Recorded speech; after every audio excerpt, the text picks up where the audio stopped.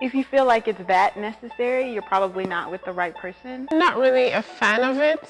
First, I believe that you shouldn't have a reason to. So I'm all for transparency.